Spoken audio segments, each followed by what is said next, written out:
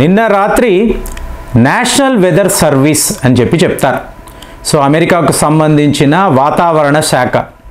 So వీళ్ళు ఏం మాట్లాడుతున్నారు అంటే వచ్చే 6 గంటల సేపు మీరు చాలా జాగ్రత్తగా ఉండండి, హై అలర్ట్లో ఉండండి అని చెప్పి కాలిఫోర్నియాకు సంబంధించిన ప్రజలు వాళ్ళని ఉద్దేశించి ఒక హెచ్చరిక వీళ్ళు జారీ చేశారు. ఎందుకు అంటే శాంటా యానా అనబడే మీకు ఈ వైల్డ్ స్ట్రోమ్, సో ఇది చాలా పెద్ద ఎత్తున వ్యాప్తి చెందబోతుంది. ముఖ్యంగా సౌత్ కాలిఫోర్నియాలో ఉండేవాళ్ళు చాలా జాగ్రత్తగా ఉండండి అని చెప్పారు. ఎందుకంటే విపరీతమైన పవర్ అవుట్రేజ్ అండి, ఎక్కడికక్కడ మీకు పవర్ సప్లై లేదు. ఎక్కడ సౌత్ కాలిఫోర్నియా గురించి మాట్లాడుతున్నాం. ఇప్పుడు హర్స్ట్ ఫైర్ అన్నారు అనుకోండి, 97% వీళ్ళు కంటైన్ చేయగలిగారు. అదే ఈటాన్ అన్నారు అనుకోండి 37%, కానీ పాలిసైడ్స్ అన్నారు అనుకోండి 15% మాత్రమే. ఇంకా ఎన్నో ప్రాంతాలలో మీకు ఇలాగా దావానలం అంటే విండ్ స్ట్రోమ్ అనేది అలా వ్యాప్తి స్ప్రెడ్ అవుతూనే ఉంది. సో ఇప్పుడు వీళ్ళు దీన్ని ఆపగలరా అంటే చాలా దారుణమైన వార్తలు. ఎందుకంటే గత 2-3 ఏళ్ల నుంచి కూడా దీనిని ప్రతి వాళ్ళు ప్రిడిక్ట్ చేస్తున్నారండి. ఇప్పుడు నిపుణులను అడిగారు అనుకోండి, వాళ్ళు ఏం చెప్తున్నారు అంటే కాలిఫోర్నియాలో ఇలాంటి విండ్ స్ట్రోమ్ అనేది అంటే నిన్న మాట్లాడాం 120 km/h ఇంత వేగముతో మీకు ఈ గాలి అనేది వీస్తున్నప్పుడు మీకు అక్కడ దావానలం వ్యాప్తి చెందితే వైల్డ్ ఫైర్స్ అనేవి స్టార్ట్ అయితే ఆపడము అనేది ఎవరి తరము కాదు. కానీ అందరూ మాట్లాడే విషయం ఏంటి, ఫైర్ ఫైటర్స్. అంటే ప్రతి సంవత్సరము కూడా కాలిఫోర్నియాకు ఇలాంటి ఒక ప్రమాదం ఉంది.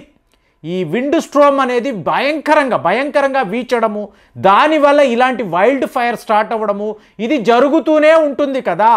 అలాంటప్పుడు మీ వద్ద ఉండే డిఫెన్స్ మెకానిజం అంటే ఫైర్ ఫైటర్స్ ఎంతమంది ఉన్నారు, ప్రస్తుతము ఉన్నవాళ్ళు అసలు సరిపోరు. ఎలా చూసుకున్నా కూడా మీకు సరిపోరు ఫైర్ ఫైటర్స్ అనండి. మీ దగ్గర ఉండే పరికరాలు అలాగే మీరు డిప్లాయ్ చేస్తున్న ఈ మెథడ్స్, సో దేనిని తీసుకున్నా కూడా కాలిఫోర్నియాకు ఇది సరిపోదు అని చెప్పి నిపుణులు చెప్తూనే ఉన్నారు. కానీ కాలిఫోర్నియా గవర్నర్ అనండి ఉన్నత అధికారులు అసలు పట్టించుకోనే లేదు. ఏముందిలే అని అనుకున్నారు. ఇవాళ పరిస్థితి ఏమిటి, ఒక్క లాస్ ఏంజలస్లో 60 లక్షల మంది ప్రాణాలు డేంజర్లో పడింది. సో ఇప్పుడు ఈ నేషనల్ వెదర్ సర్వీస్ వాళ్ళు ఏం చెప్తున్నారు, జనవరి 22 నుంచి జనవరి 25 వరకు కూడా మీకు శాంటా యానా అనబడే ఈ విండ్ స్ట్రోమ్ చాలా భీకరంగా ఉండబోతుంది.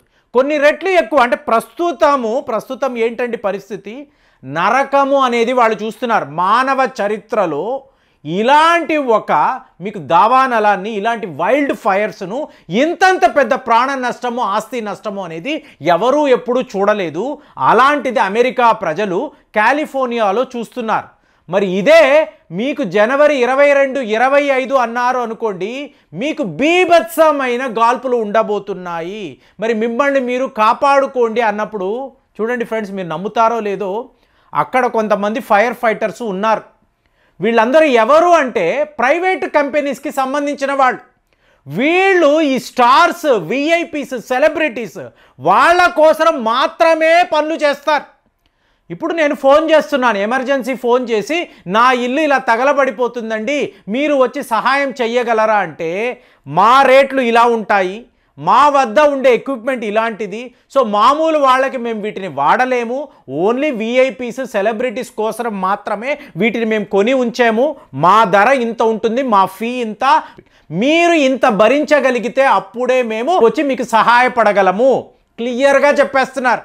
అంటే అక్కడ ఎంటైర్ నగరము, రాష్ట్రమే తగలబడిపోతూ ఉంటే వీళ్ళు మేము విఐపీస్కి మాత్రమే ఈ సేవలు అందించగలమని చెప్పి వాళ్ళు మాట్లాడుతున్నారు. అంటే ఎలాంటి ఒక కమర్షియల్ ఆలోచన చూడండి. మీకు డొనాల్డ్ ట్రంప్ గారు మాట్లాడుతున్నారు, అయిపోయింది కదా, ఆల్మోస్ట్ జరగాల్సిన నష్టమంతా జరిగిపోయింది, ఇంకా ఎన్ని మృతదేహాలు ఎక్కడెక్కడ పడి ఉన్నాయో నాకు తెలియడం లేదు, వీళ్ళు పరమ చెత్త పాలన, కాలిఫోర్నియా గవర్నర్ ఒట్టి వేస్ట్. నెక్స్ట్ ఇయర్ చూడండి, అంటే ఈయన ఎలా చెప్తున్నా అంటే నెక్స్ట్ ఇయర్ కూడా ఇదే పరిస్థితి, కాలిఫోర్నియాలో ఇలాంటి అగ్ని ప్రమాదాలు జరగబోతున్నాయి, విండ్ స్ట్రోమ్, వైల్డ్ ఫైర్స్ అనేవి మీకు అంతు అదుపు లేకుండా వ్యాప్తి చెందబోతుంది. అప్పుడు నేను అమెరికా అధ్యక్షుడుగా ఈ దావానలాన్ని ఎలా ఆపుతానో చూడండి. అంటే వీళ్ళ పాలిటిక్స్కి ఎక్కడైనా అంతు అదుపు ఉందా అండి? చేతులు కాలేక ఆకులు పట్టుకోవడం అంటారు చూసారా, ఆల్రెడీ జరిగిపోయింది కదా. ఎంత చెత్తగా పరిపాలిస్తున్నారో చూడండి. వీళ్ళందరూ వేస్ట్ కదా. మరి నేను వస్తాను, నేను వచ్చి ఇదే పరిస్థితి అంటే మళ్ళీ కాలిఫోర్నియాలో వైల్డ్ ఫైర్స్ రావాలి అని చెప్పి డొనాల్డ్ ట్రంప్ గారు ఇవాళ కోరుకుంటున్నారు. అది వీళ్ళ పరిస్థితి. అంటే చీప్ పాలిటిక్స్ అనేది ఏ లెవెల్లోకి వెళ్ళిపోయిందంటే ప్రజల ప్రాణాలతో అక్కడ మీకు మిలియన్స్ ఆఫ్ డాలర్స్ నష్టం అండి. ఈ నష్టాన్ని ఎలా భర్తీ చెయ్యాలి అనేది ఆలోచించకుండా వీళ్ళు ఏం మాట్లాడుతున్నారు, ఇలాగ నెక్స్ట్ టైం నేను వచ్చినప్పుడు అంటే ఏంటి, పెద్ద వరదలు ఇక్కడ హైదరాబాద్లో వస్తే మీకు ఇంకొక పార్టీ చూసారా వీళ్ళ పాలన ఎలా ఉందో, మేము వచ్చి ఎలా ఆపుతామో చూడండి, ఇలాంటి వరదలే మళ్ళీ వస్తాయంటే ఎలా ఉంటుంది మీకు? అరే బాబు, ముందు ఉండే పరిస్థితిని చూడండి రా, ముందు దీన్ని ఎలా చెక్కబెట్టాలో చూడండి, ముందు ఆ ప్రజలను కాపాడండి. ఇక్కడ ఫ్రెండ్స్ కొంతమంది ఇల్లులు కట్టుకున్నారండి, పక్కన ఉన్న ఇల్లులంతా కూడా మీకు కాలిపోయి బూడిద, ఎక్కడ చూసినా బూడిద. కానీ ఈ ఇల్లులు మాత్రము చెక్కు చెదరకుండా అలా ఉన్నాయి.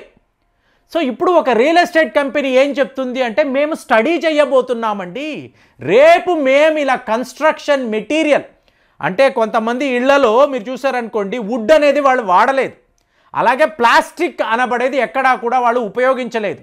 సో ఐరన్, అల్యూమినియం ఇలాంటి వాటిని బాగా వాడారు.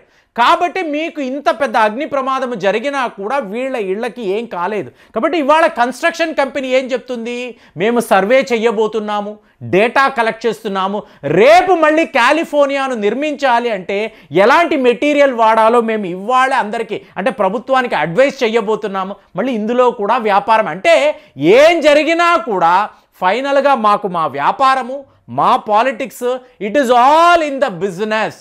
సో ఇదే వీళ్ళు ఆలోచిస్తున్నారు అన్నప్పుడు నిజంగానే మీకు ఆ వీడియోలు అనండి, వచ్చే వార్తలు అనండి, ప్రజలు అక్కడ గగ్గోల పెడుతూ ఉంటే వీళ్ళు ఇలా పాలిటిక్స్ ఇట్లాగా వాళ్ళ వ్యాపారం ఇది మాట్లాడుతుంటే ఎలా ఉంటుంది అంటే, హాలీవుడ్ హిల్స్లో ఉన్నవాళ్ళు వాళ్లకు అవసరమైతేనే మేము వచ్చి ఇలా మీకు ఆ ఇల్లు ఆస్తులను కాపాడతాము, దానికోసం మేము ఇంత హెఫ్టీగా ఫీ అనేది వసూలు చేస్తాము, కాబట్టి వాళ్లకు మాత్రమే మా సర్వీసెస్.